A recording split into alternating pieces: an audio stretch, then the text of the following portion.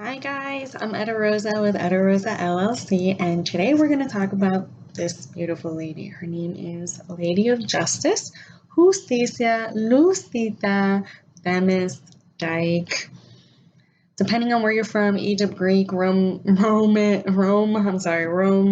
Latin, or anything like that, she has multiple names and multiple entities, I guess you would say, multiple forms. But here in the United States, she's called the Lady of Justice, and they kind of took a couple of ideas of the people or the entities that I just mentioned and kind of formatted the Lady of Justice. So I'm going to explain a little bit about it because a couple of days ago I posted that I bought this and I've been wanting her since I was a little kid in my social media, and weirdly enough, I found that people don't know who she is or much about her. They just know she kind of represents law, which, yeah, okay, fine. But she's a lot more than that. That's why she's in the front of courthouses and major political,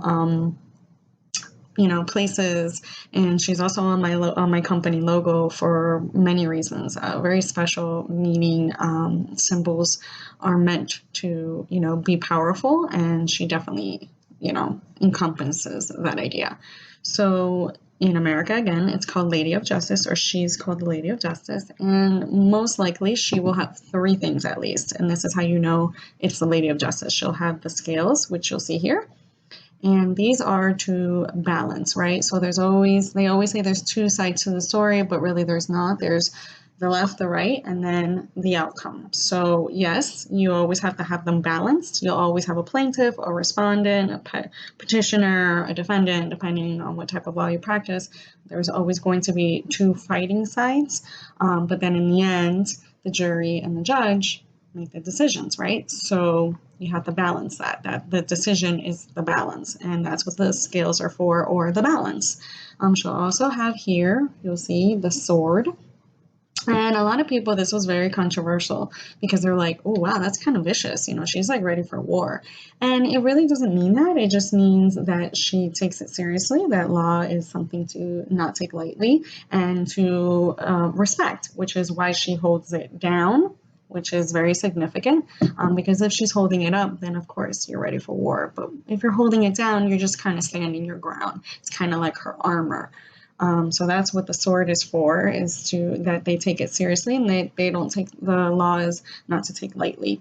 And then the blindfolds, which at first meant that justice is blind, and a lot of people got irritated. So it's not really justice is blind, because of course justice is not blind. That's the whole point of having justice. But it is that no outside influences, no amount of money, no amount of power will ever supersede the justice system. And that's basically what it is, that they are basically just narrowing and focusing on what's in front of them versus all the external factors of that case. So that's really what the blindfold meant. But a lot of people, of course, since it was over her eyes, they said, oh, justice is blind. And no, that's not what it meant. So I hope that was a little tidbit. On mine, there's an extra little thing on the down here, which I don't know if you can see it, but it's a snake. And basically, we all know that people can be sneaky and people can beat the system. So, of course, they can be scaly and sneaky. So I hope that helped, and I hoped you enjoyed my Themis, Lady of Justice, Justicia, whatever you want to call her. But at the end of the day, she is very important to our American justice system and any justice system, whether it be cultural or whether it be legal. And especially nowadays, the justice system should not be taken lightly, and if anything, should be used as an armor until justice is served. Have a good one.